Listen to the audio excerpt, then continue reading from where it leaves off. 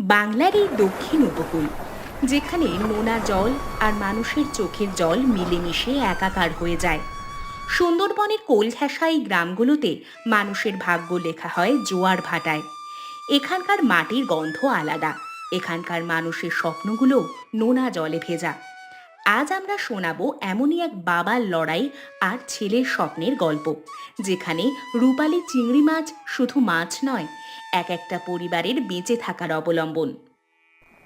আহ ওরে হরেন, জানটা হাতে নিয়ে টান দে। আজ উপরওয়ালা কৃপা করেছেন রে। জালের টান দেখেই বুঝছি ভেতরে সব রাগ খুশে বাগদা আটকেছে।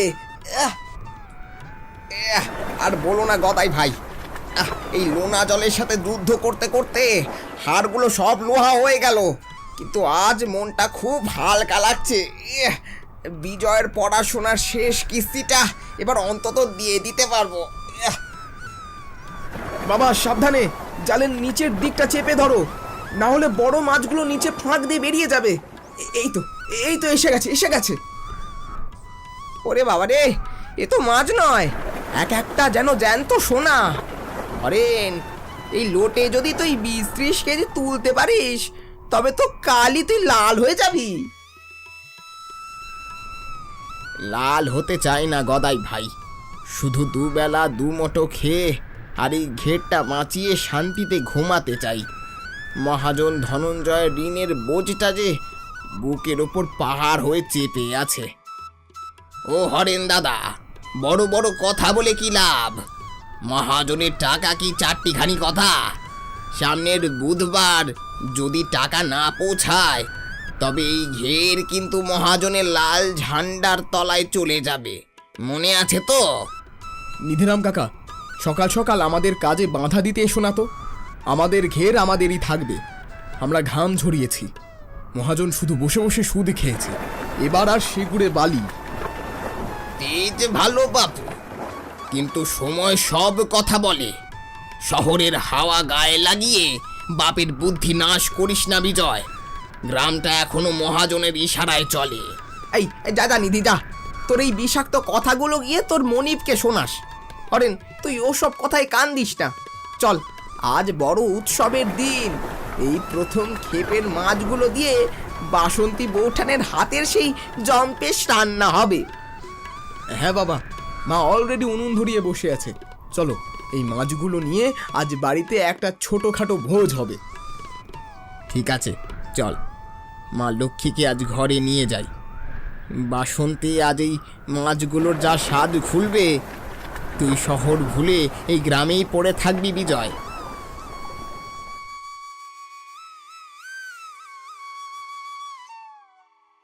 ও বাসন্তী সই, শুনলাম আজ নাকি লটারি লেগেছে তোমাদের।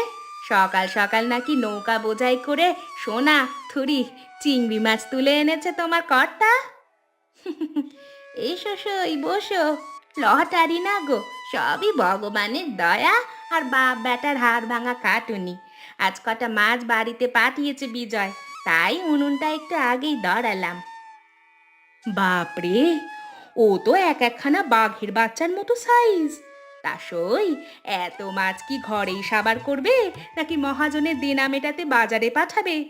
নিধিরাম তো পথে বলছে এবার নাকি মহাজন তোমাদের ঘেরটাই লিখে নেবে। অলক্ষণে কথা রাখো তো সই। ওই মহাজনের রক্তচোষা বুদ্ধি তো আমাদের জানা, কিন্তু আমার বিজয় থাকতে আমাদের কেউ পথে বসাতে পারবে না গো। মা, এই দেখো, আজকে সেরা কয়েকটা বাগদা তোমার জন্য নিয়ে এসেছি। আজ কিন্তু কোনো কথা শুনবো না, ভাজার ঝোল দুটোই চাই। আর ডালটা যেন একটু ঘন হয় বৌঠান। মাছ ভাজার তেলের সাথে এই ডাল দিয়ে ভাত মাখলে আহা যা লাগবে। বিজয়, তুই তো শহরের হোটেলের রান্না খুব পছন্দ করিস। আজ দেখ তোর মায়ের হাতে জাদু। এই যে দেখ, হলুদ গুঁড়ো, একটু লঙ্কার ঝাল বাটা, আর এই হলো আমার গোপন মশলা। উফ, মশলার গন্ধেই তো পাড়া মম করছে। তাও বাসন্তী, তেল কি একটু বেশি দিচ্ছ না? সর্ষের তেলের যা দাম। আজ কোনো হিসেব নেই গো সই, ছেলের খুশির দিন বলে কথা। মাছ চিংড়িগুলো দেখতে যা লাগছে, আহা, তেলের বুদবুদ আর ওই লাল হয়ে যাওয়া চিংড়িগুলো, উফ, এটাই তো বাংলার আসল স্বাদ। বিজয়, তা একটা কথা, আমাদের ঘরের খবরটা কি ওই শহরের এজেন্টের কাছে পাঠিয়েছিস? তারা কি কাল আসবে? হ্যাঁ বাবা, বড় লরি নিয়ে আসবে। মহাজনের দালালের থেকেও ওরা ডাবল দাম দেবে আমাদের। বেশ বেশ, তাহলে তো হলোই। ঠিক আছে গিন্নি, তবে তুমি রান্না করো। চল বিজয়, আমরা হাত মুখটা ধুয়ে আসি। বিজয়, পেট ভরে আর চিংড়ি ভাজা দিয়ে ভাত খাবো। হ্যাঁ বাবা, চলো চলো। ওরে বাবা, এই বাগদাটার যা চেহারা, এ তো পুরো ঘেরের রাজা। বাসন্তী বৌঠান, এই লঙ্কা ফোড়ন দেওয়া তেলের যা গন্ধ বেরাচ্ছে, আজ তো 4 থালা ভাত একাই সাবার করে দেব। খাও কাকা, পেট ভরে খাও। বিজয় শহর থেকে আসার পর আজই প্রথম শান্তিতে সবাই খেতে বসেছো। বিজয়, দেখ তো নুনটা ঠিক হয়েছে কিনা। উফ উফ মা, এ তো 5 স্টার হোটেলের থেকেও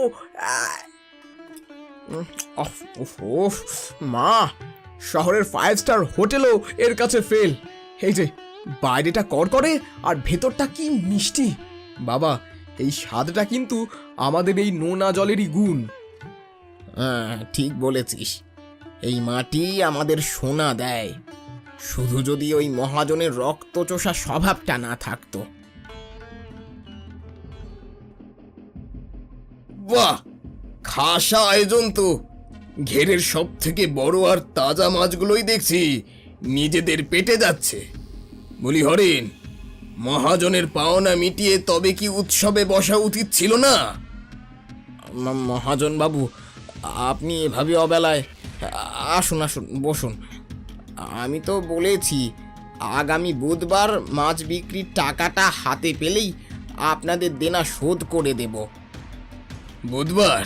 হাহ, আমি খবর পেয়েছি তোমার ছেলে নাকি শহরের কোনো দালালের সাথে হাত মিলিয়েছে। আমার চালানে মাছ না দিয়ে বাইরের কোম্পানিকে মাছ দেবে। আমার টাকা নিয়ে আমার সাথেই বেইমানি। বেইমানি কোথায় মহাজন কাকা? আপনি বাজারে যা দাম তার অর্ধেকও আমাদের দেন না। আমরা খেটে মরবো আর আপনি আমাদের ঋণের জালে আটকে রেখে মুনাফা লুটবেন, তার হবে না। আইন মেনে ব্যবসা আমরাও বুঝি। এই ছোকরা, তেজ খুব বেড়েছে দেখছি।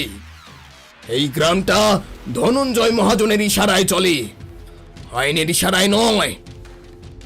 এই এই যে রাজকীয় ভোজ খাচ্ছ, জানো তো এই মাছের ঘেরটা এখনো আমার কাছে বন্ধক রাখা। আজ ইচ্ছা করলে ওই ভাতের থালা আমি লাথি দিয়ে উল্টে দিতে পারি। ও কথা বলবেন না বাবু, অন্যকে অপমান করবেন না। আমরা তো আপনার টাকা মেরে দিচ্ছি না, একটু সময় চেয়েছি মাত্র। মহাজন বাবু, গরিবের পেটে লাথি মারলে কিন্তু ভগবান সইবে না। আমরা তো আপনার সুদের টাকা গুনে গুনে দিই। চুপ করো গদাই। হরিণ, সাফ কথা শুনে রাখো, কাল ভোরে মহাজনের ট্রাক আসবে তোমার ঘরে। সব মাছ আমার লোক ওজন করে নিয়ে যাবে। আর যদি দেখি শহরের গাড়ি গ্রামে ঢুকেছে, তবে মনে রেখো তোমার ঘরে শুধু জল থাকবে, একটা জ্যান্ত মাছও থাকবে না।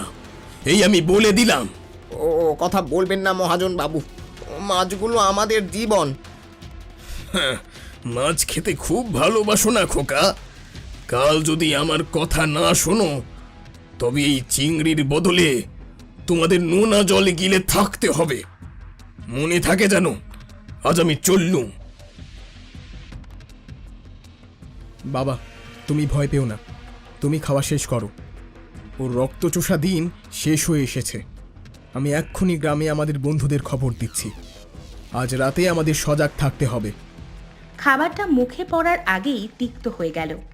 একদিকে বাসন্তীর হাতে সেই অমৃত সমান চিংড়ি ভাজা, অন্যদিকে মহাজনের বিষাক্ত হুমকি। রাতের অন্ধকারে কি তবে ধ্বংস হয়ে যাবে নরেন কাকার সারা জীবনের স্বপ্ন, নাকি বিজয় খুঁজে পাবে নতুন কোনো পথ?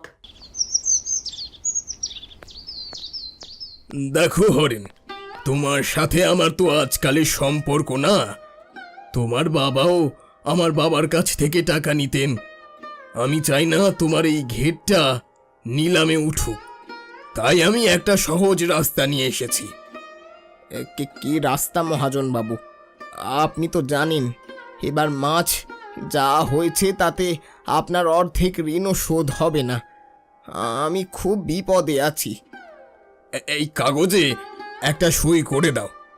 এতে লেখা আছে তুমি তোমার ঘেরের একটা ছোট অংশ আমাকে লিজ দিচ্ছ। বিনিময়ে তোমার সব পুরনো ঋণ আমি মাফ করে দেব। ব্যাস, তুমিও নিশ্চিন্ত, আমিও খুশি। হ্যাঁ হরিন্দা, মহাজন বাবুর মতো দয়ালু লোক আর পাবে না।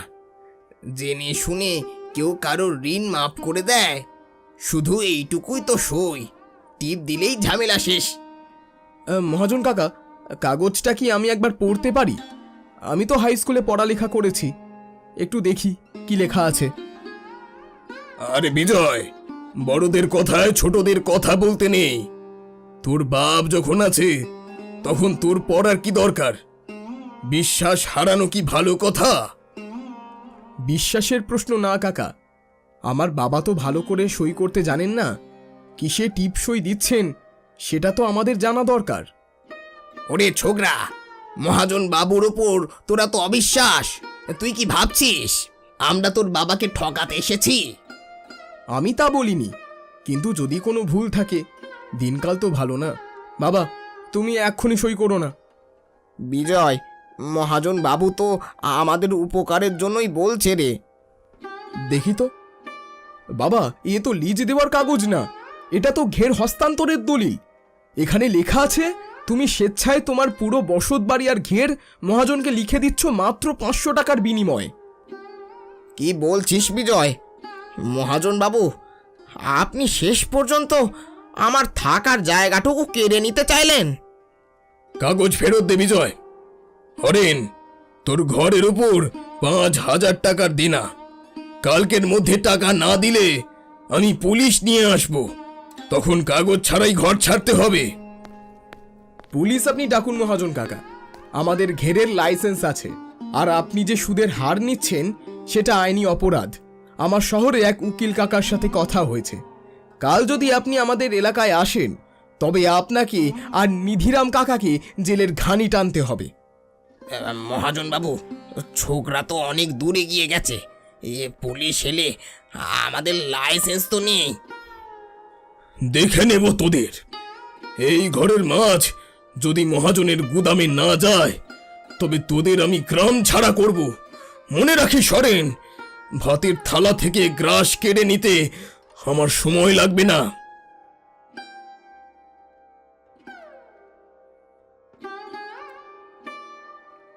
দেখলে তো, নিজের চোখেই দেখলে তো মানুষের কুটিলতা। অন্ন কেড়ে নেওয়ার হুমকি দিচ্ছে। বিজয়, কাল মাছগুলো কোনোভাবেই মহাজনের হাতে দেওয়া যাবে না। চিন্তা করো না মা, কাল ভোরেই আমি শহরে সেই ট্রাকে মাছ তুলে দেব। এখন চলো, অনেক টেনশন হয়েছে। মা, ওই যে চিংড়িগুলো ভেজে রেখেছিলে সেগুলো দাও। আজ আমরা জয়ের আনন্দ করব না, বরং টিকে থাকার শপথ নেব। থামাও গাড়ি, দেখি কার বুকের পাটা এত বড় যে এই গ্রাম থেকে মহাজনের অনুমতি ছাড়া মাছ বাইরে পাঠায়। মহাজন কাকা, রাস্তা ছাড়ুন। আমরা কোনো চুরি করা মাল নিয়ে যাচ্ছি না। আমাদের ঘেরের মাছ আমরা আমাদের ঠিক করা দামে শহরে পাঠাচ্ছি। তোর আইন তোর পকেটে রাখ ছোকরা। এই রাস্তা আমার কেনা, আমার রাস্তা দিয়ে গাড়ি যাবে না। নিধিরাম, নামা সব মাছের খাঁচা। আজ এই মাছ পচে যাবে, তবুও শহরে বাজারে যাবে না। নাম, নেমে আয় বলছি। আর হরেন্দা, বেশি তেড়াবেড়া করলে কিন্তু পিঠে চামড়া তুলে দেব। মহাজন বাবু, এটা করবেন না। এই মাছ বিক্রি না হলে আমরা না খেয়ে মরবো। পাওনা টাকা তো আমি দেব বলেছি। পাওনা টাকা তো বাহানা মহাজন। তুই আসলে চাস আমাদের ভিটে মাটি, কিন্তু আজ আর হবে না। বিজয়, তুই শুধু ইশারা কর। মহাজন কাকা, আপনি কি জানেন এখন সরকারি আইন কি বলে? কোনো কৃষককে যদি কেউ তার ফসল বিক্রি করতে বাধা দেয় তবে তাকে সরাসরি জেল খাটতে হবে। আপনার এই লাঠিয়াল বাহিনী কি পুলিশের গুলির সামনে দাঁড়াতে পারবে? পুলিশ? এই নোনা জলের তল্লাটে পুলিশ আসতে আসতে তোদের হাড় গোড় মাছের খাবার হয়ে যাবে রে বিজয়। ধর ওদের। দেখি দেখি কে আমার ছেলের গায়ে হাত দেয়। মহাজন, মনে রেখো, পেটের দায় আমরা মাছ ধরি, আর সেই পেটে লাথি মারলে আমরা চণ্ডী রূপ ধরতেও জানি। মহাজন বাবু, এরা তো সব রণ্যচণ্ডী রূপ ধারণ করেছে, এদের গায়ে হাত দিলে তো গ্রাম জ্বলে যাবে।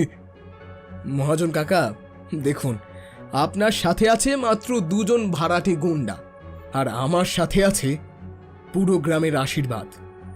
আপনি কি এখনো রাস্তা ছাড়বেন না? জয় মা কালী, আজ হোক একটা ফসলা।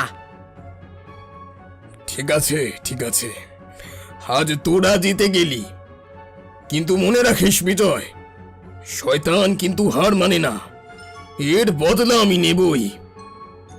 বদলা নেওয়ার সময় আর পাবেন না মহাজন কাকা। আমি কালই পঞ্চায়েতে আপনার সব জালিয়াতি কাগজ জমা দিয়েছি। আজ দুপুরেই তদন্তের লোক আসবে। আপনি বরং পালানোর রাস্তা খুঁজুন। কি বললি তুই? পালান মহাজন মশাই, পালান, চলুন চলুন।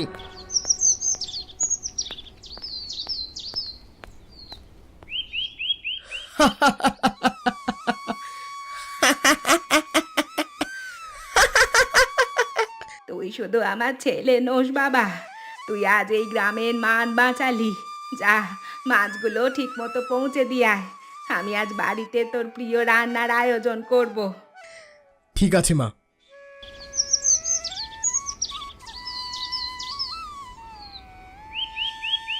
বাবা, মহাজনের সব ঋণ আজ আমি চুকিয়ে দিয়ে এসেছি।